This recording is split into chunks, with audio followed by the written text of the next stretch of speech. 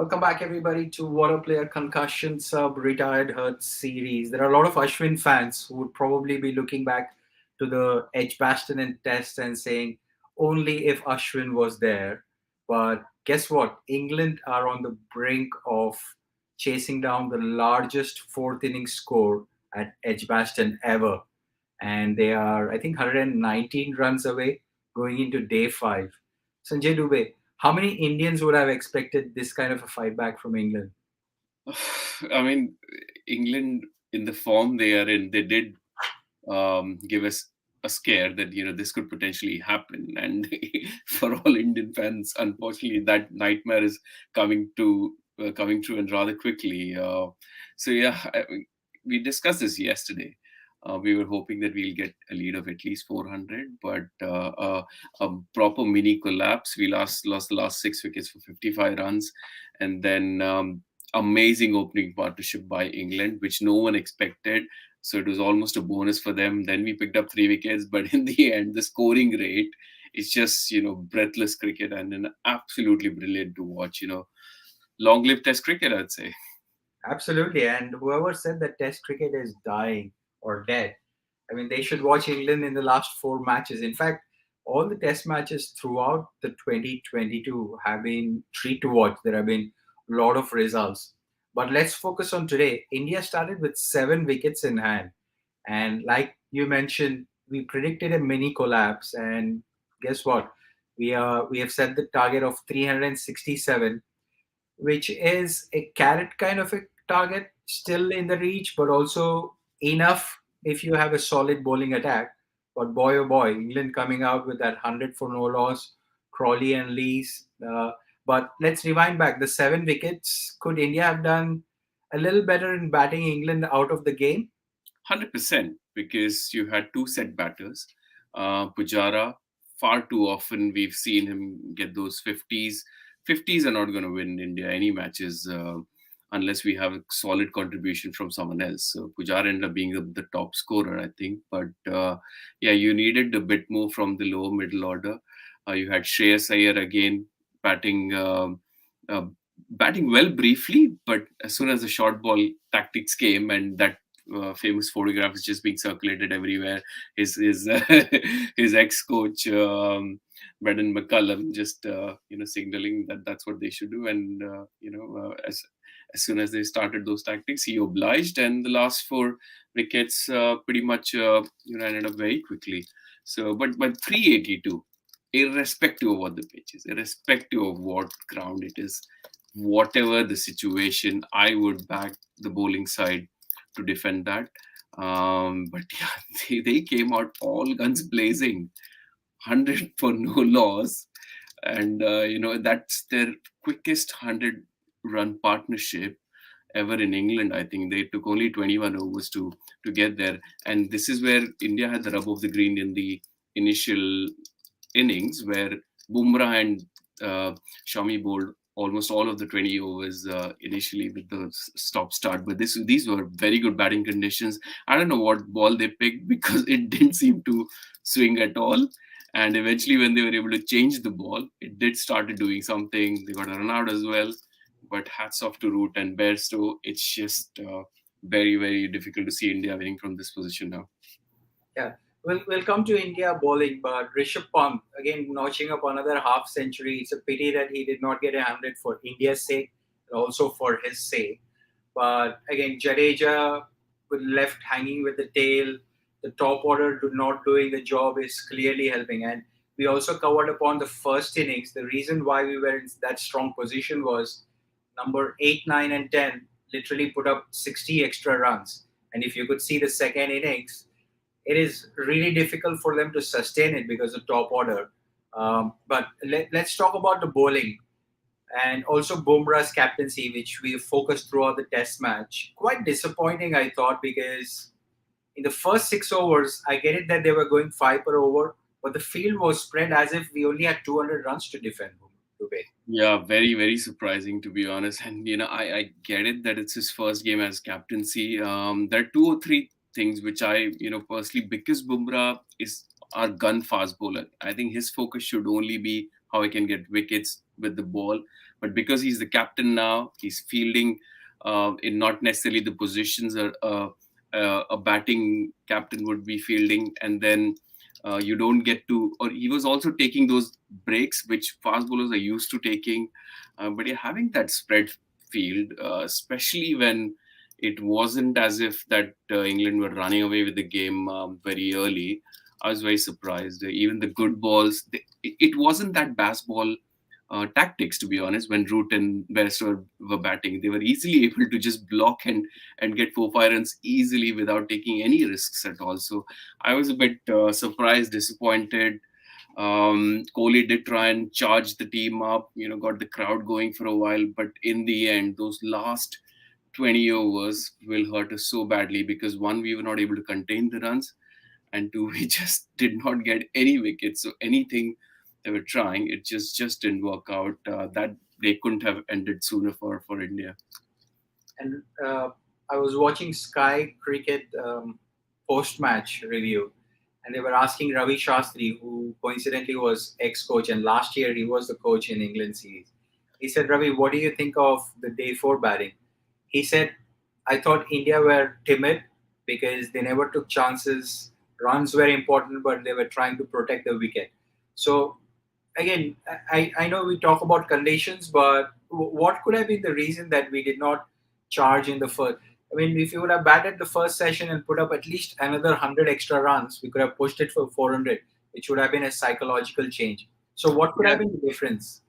maybe they were a bit complacent. Maybe they thought 350 is more than enough. So we just try and stretch the innings as much as we can, bat some time out, and when you get as many runs as you possibly could. Shreyas Iyer did show some intent, but yeah, it just didn't happen. You don't expect India's tail. You got three or four number 10 effectively in that fast bowling lineup. Shardul Thakur he's had a very very poor, very ordinary game so far. So yeah, I think we could have done better, but I mean, all in all, I'd still say that 382 should be defended. But yeah, I mean, you have to give credit to England as well. Although yeah, we are Indian fans, you expect the Indian team to bat well, bowl well, do everything well. But yeah, I think the catching could have been better. They dropped catches. It was just very very ordinary day for India altogether. Yeah, and there's too much load. I know Vishak mentioned, you did too, and few of our Waadaplaya group also mentioned that if you have good enough bowling, you can defend 380 or 378. But I still feel batting should take responsibility, because take a look at our bowling attack, right? You have Bumrah and Shami, who are world quality, world class, and then you have Jadeja, who has a point to prove. I don't think he's like a match winning bowler, but a point to prove bowler. Then you have Siraj, who had a very, very poor IPL. I know IPL versus Test cricket is different, but that's the recent form bias. And then Shardul Thakur. Today, if you look at it, I think in 17 overs between Siraj and Shardul Thakur, there were 97 runs conceded. So technically, we were playing with two bowlers. So would you still say that we should have defended and batting should not take responsibility? Batting should take responsibility. All I'm trying to say is just putting it into context. India's just playing this as a one-off test match. India scored 420 runs almost in the first innings. They've got a lead of 130. Yes, you would expect the batters to stretch the lead to as much as possible, and they had a great chance to just bat England out of it. Get another 50, 70, 80 runs. You're almost batting the opposition out. But that 380 odd is still a huge target in context of Test history.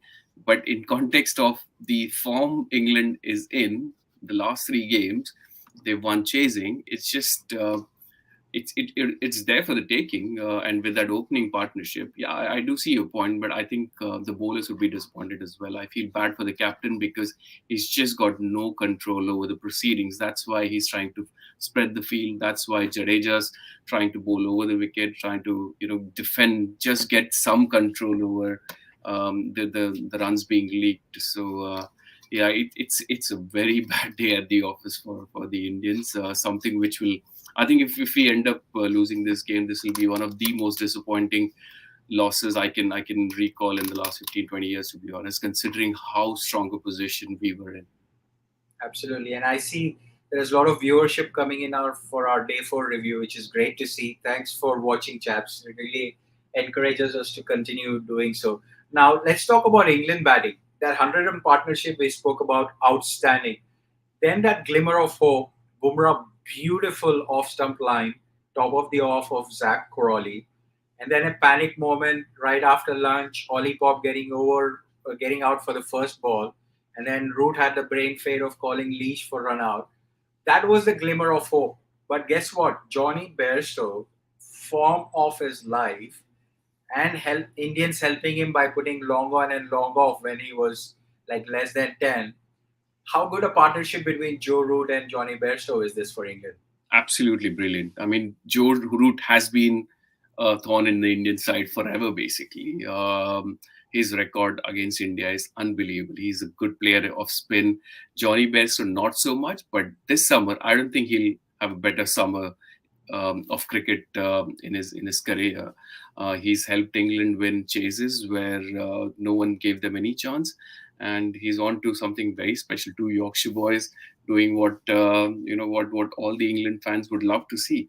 The other thing which didn't really help India was that Jadeja has got a very ordinary record in England, and even worse record against Joe Root and Jonny Bairstow. I think against Joe Root, he's averaging something like 80 or 90. And Jonny Bairstow, he's only got him out once. So, yeah, I mean, bowling combination, etc., I think you should forget it. People asking whether Ashwin should have been in. Whether he would have made any difference, we don't really know. But, yeah, hindsight is a perfect vision.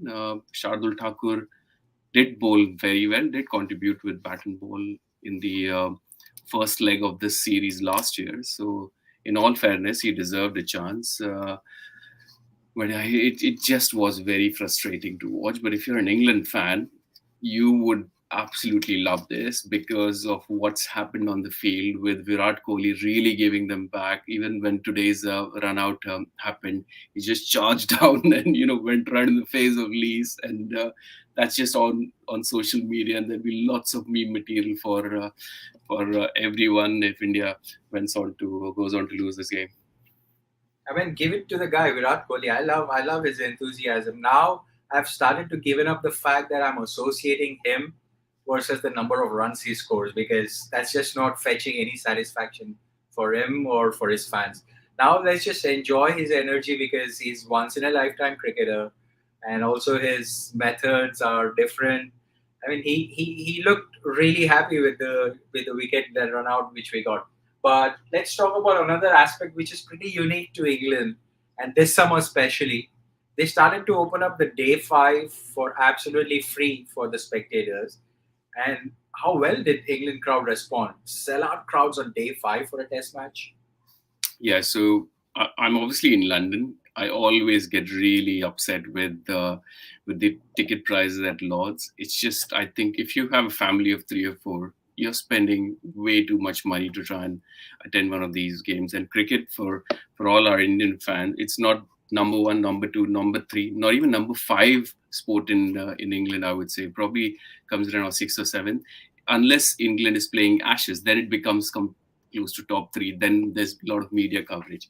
So very happy that I think it started with the Trent Bridge game, and then everyone else has done the same thing. Free entry for the fans, match going into the 5th day.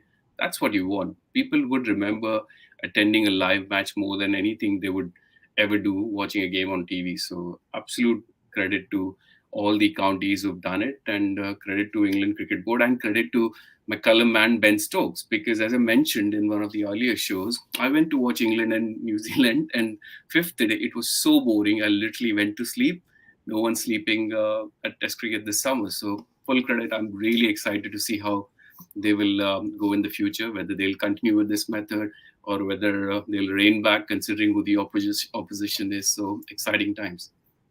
Yeah, and that day five crowd is definitely helping England team because Ben Stokes tweeted every single test game that he's so thrilled to have crowds back. Uh, do you think there is an India coming back tomorrow? I saw Sanjay Manjrekar tweeting on Twitter saying that beware, India is coming back tomorrow. What do you think, Sanjay Dubey? Weather looks good. Never say no. Obviously, this is Test cricket. Even 50, 60 runs can fetch you 4, 5 wickets easily when the pressure is on. England has almost played without any sort of pressure. They've just freed their mind that yeah, even if we lose, so what? We are anyways down in the series. So I think it'll need an inspirational bowling performance from Bumrah and Shami, and anything that comes in terms of any chances, they'll have to swallow it. Otherwise, half an hour into the game, if we have not lost, if we've not taken a wicket or two, I think we're done because this game is getting over before lunch easily. Yeah, 119 runs to win for England, 7 wickets for India. If you break it down and keep it really simple, there are 7 good balls will fetch a test win. But if England go at the rate at which they went today and India continue the tactics, this is looking like a 60 minutes match tomorrow. In So fact, the way they were going, there was a real danger that they would get the win today. The way they were smacking the ball, thanks to those quick 3 wickets, they sort of pulled it back, and then they had that big partnership. Otherwise, there was a real chance this would end today. But yeah, kudos to India to at least be in the game somewhat. 119 runs doesn't seem too much considering how England has been playing, but add 2 wickets to the score, you have not so informed Sam Billings and potentially the tail and Ben Stokes slogging, and who knows, we might have a tie as well. Suman, as you wished. I'd be the happiest if a tie happens, but we will see. I feel that this will go down to the wire. It will be a close test match. England definitely have an upper hand, but again, India will be fresh off the break. That's what happened after the lunch. So let's see if India has it in them to defend 119 runs, and let's see if Baz Ball, which is Ben Stokes and Baz McCullum, will make this as a perfect summer, which would be fantastic start for McCullum. For folks who have joined us, really, really appreciate it. Again, like I mentioned, it encourages us to continue preparing more content. Dubey, thanks for joining in from UK. Tomorrow should be a good game, and we shall see you guys tomorrow. Thanks for watching. Thank you, guys.